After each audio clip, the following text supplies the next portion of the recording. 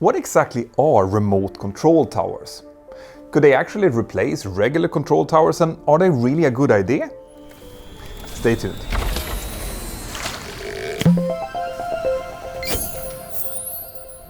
So did you think that the idea of remote working was something that first cropped up back in 2020? Well, if you did, it really didn't. It obviously became more popular during the pandemic, but Zoom, Skype and other more advanced ways for people to work in different places have existed for a long time before that.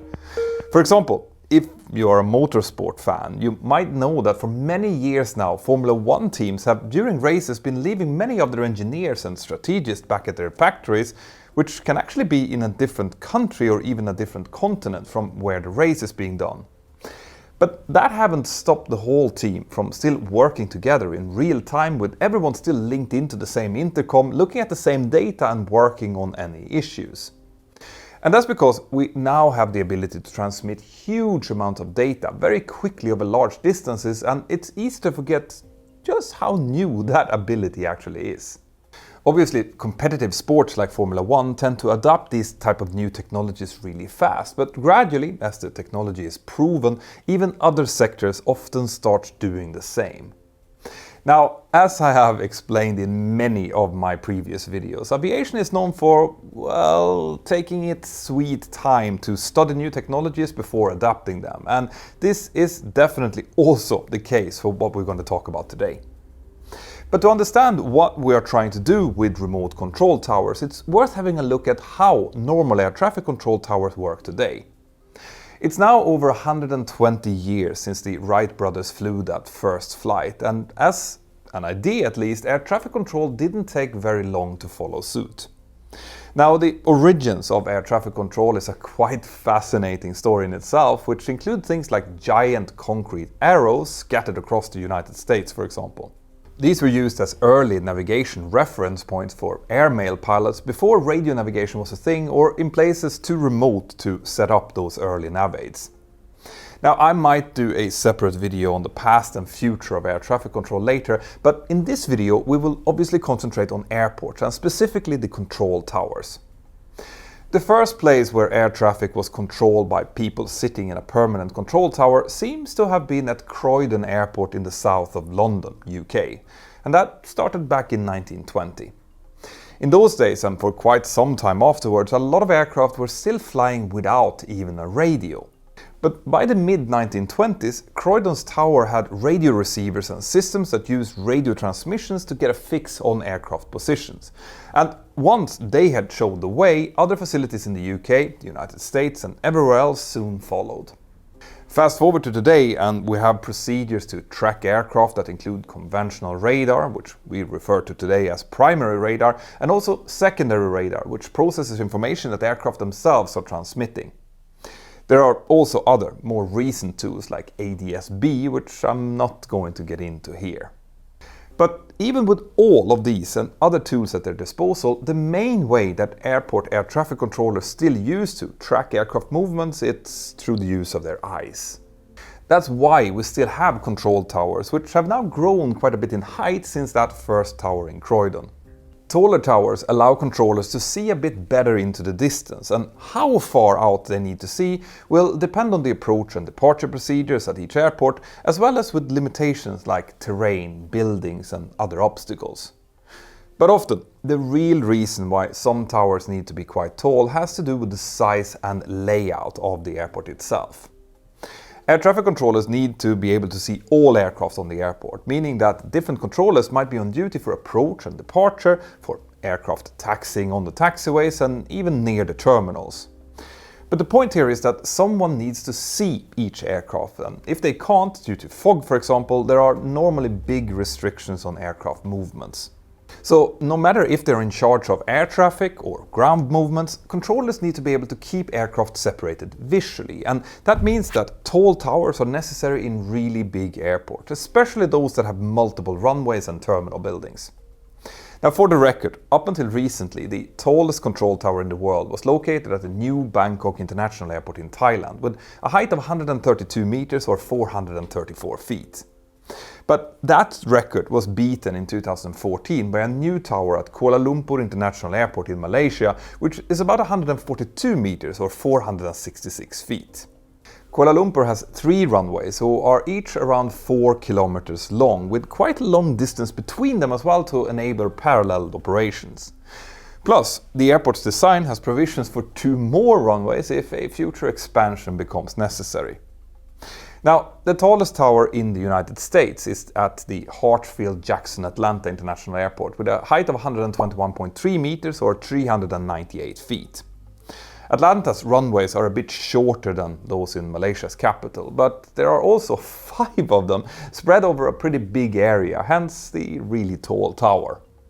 Now, some of you that already know a little bit about remote control towers might be wondering why I'm talking so much about large airports like these. Isn't the concept being used primarily in small airports? Well, yes, it definitely is, but the use and future potential of remote control towers goes way beyond that, and I'll explain why after this. Talking about control towers, have you ever felt that you have problems letting go of control or that you're losing control of your circumstances? Well, if that's the case, it's time for you to start taking back the initiative, and today's sponsor, BetterHelp, can be a fantastic tool to do just that. BetterHelp is an online mental health platform offering counseling and therapy services tailored to specifically your needs. The platform offers different communication options, including messaging, phone calls, and my favorite, video sessions, making professional guidance much more accessible. To get started, you just need to fill in a quick questionnaire, and then you'll be matched with a licensed professional in as little as 48 hours. And if you don't like that match, well, then you can always change to another one at no extra cost. I have personally used their services to find tools for self-evaluation and productivity improvements, and I've been really happy with the service. To try them out and start your journey towards self-improvement, then use the link here below, which is betterhelp.com/mentornow for a 10% discount on your first month of therapy. Thank you, BetterHelp. Now let's get back to those towers. The idea of remote control towers first started being discussed in the mid to late 1990s, but it quickly turned out that this was a bit too early, technologically speaking. And if you think about data transfer and resolution of TVs and monitors back then, you'll understand why. But this just shows that this was an idea that many people were already thinking of well before it was even possible or realistic to actually do. Now, these type of remote tower concepts have a few different names, partially because of different preferences around the world and also partly because they might be used slightly differently. You might see them called remote virtual towers or RVTs, the FAA calls them remote tower systems or RTS, and Europe's EASA calls them remote aerodrome air traffic services. But whatever you call them, a remote tower is basically a tall mast equipped with an array of multiple redundant panoramic cameras able to generate the high-definition 360-degree view of the airport environment just the way that it would be seen from an actual control tower.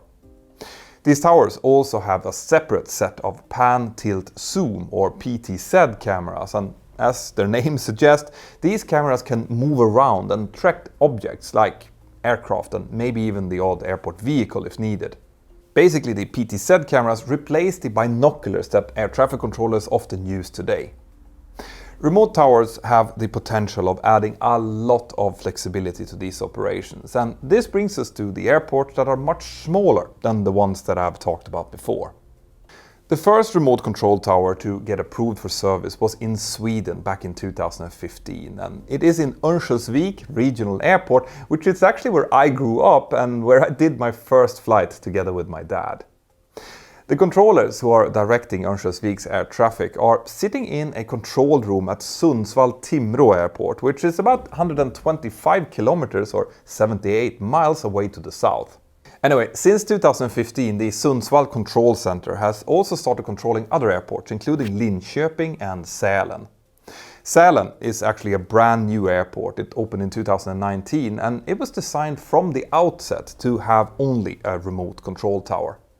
This system, which was developed by a subsidiary of Saab, was undergoing testing for a long time before it became operational in 2015. Saab and other companies have been testing and evaluating earlier versions of these systems by running them in parallel with normal tower operations starting already back in 2009.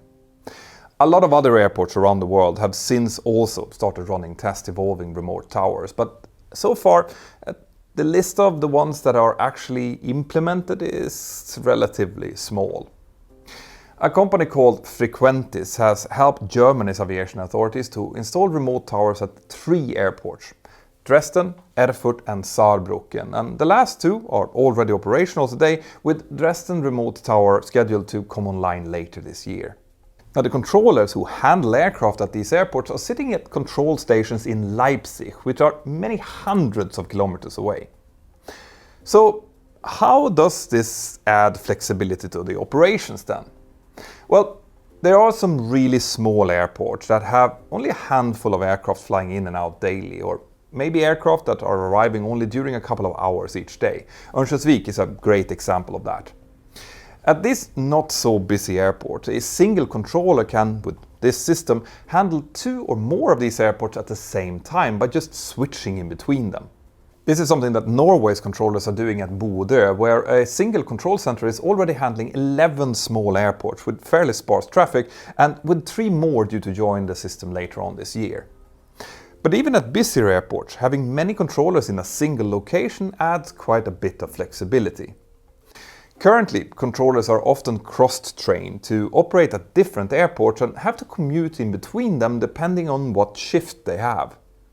But with a single operations center with multiple control rooms, if the airport authorities suddenly need to move a controller to another airport, relocating them using this system may be as simple as just walking over to another room or maybe just pushing a few buttons. Another airport that has switched over to remote tower is London's City Airport, which claims to be the first major international airport to have done so. And I think they just added the word major because Saarbrücken in Germany was technically the first international airport to do so, but yeah, I don't know. Anyway, London City is quite an unusual use case because this airport isn't sleepy, pretty far from it. Now, it is London's smallest airport, but it definitely has enough traffic to justify having local controllers. Now, the problem here was instead space. London City Airport is really small. Its runways are very short and has tall buildings at each end, so only a few jet types can actually land on it, with a steeper than normal glide slope. Now, apart from the challenging operation that this brings, the rest of the airport space is also limited. So when London City's management planned their latest expansion, they realized that the new buildings they would erect would partially block the existing tower's view. And the new and reconfigured aprons weren't going to be very visible from that tower either. So the solution was to install a new remote tower, which is 50 meters or 164 feet tall, with the old one being just 18 meters or 60 feet. This remote tower is also situated further away, so it has a more panoramic view of the whole airport and its airspace. The controllers that are operating this tower are sitting in an office building in Swanwick, about 200 kilometers or 120 miles away, and Swanwick is also where other British air traffic controllers are based, making it a convenient central location for them. Now, you probably won't be that surprised to hear that some people are quite skeptical about these towers. A lot of air traffic controllers see this as a cost-cutting measure intended to reduce the number of controllers needed, and it's hard to argue that this isn't a factor here. There are also reactions from some small communities who aren't happy to learn that their airport could soon be worked on remotely. Many of those small airports need multiple controllers working in shifts, and sometimes these controllers have their families and lives there. So in such small communities, moving the controllers elsewhere, even if their jobs aren't lost, will make that community that much smaller. But again, this is only true if controllers actually live there, which often isn't the case.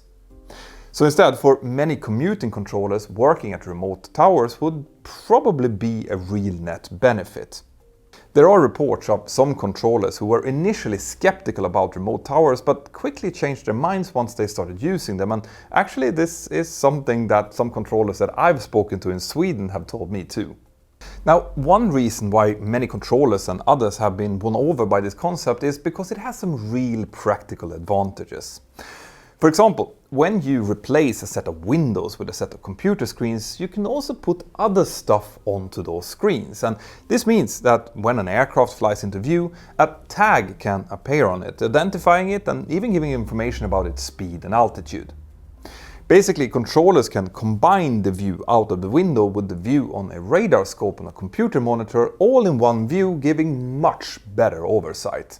Cameras that can zoom in and track aircraft can also measure their distance and act as an extra verification of its information, and also detect that it's doing something unexpected, like not accelerating normally for takeoff. The big screens also integrate other information like ground radar, which means that they can detect runway incursions, for example. So instead of getting an alert and then having to look out through a window to try to figure out where the problem is, now the controller can simply look out and actually see the problem out through his virtual window. Some of these systems can also transmit ambient airport noise to the controllers to let them know that an aircraft is starting up or shutting down, and they can even detect and track unauthorized drones. Finally, for the controllers, the cameras feeding the screens can do certain things that our eyes just can't do, like use infrared vision at night. Plus, cameras have multiple zoom settings that binoculars don't have, and they can generally see better through both fog and rain than humans can. Now, I know that there are many control towers out there where cameras are already being used to add to the information that controllers get, particularly for ground operations, but getting all this information uniformly on the big screen instead of having it on an extra monitor seems to make a lot of sense, at least to me. Now, I'm really interested to hear what air traffic controllers out there think about this. Let me know in the comments below, and remember to subscribe first. All of these arguments in favor of these remote towers point to the fact that they could bring some serious advantages, even if available space or flight frequency are not relevant factors. And that brings us back to those really big airports. Remember that new control tower in Kuala Lumpur, the one that is the tallest in the world? Well, the thing is that despite being so tall, it's not the only tower on that airport. Kuala Lumpur also has a second tower, which is almost as tall. It might actually be the second tallest control tower in the world. And there is also a third, shorter tower for apron control.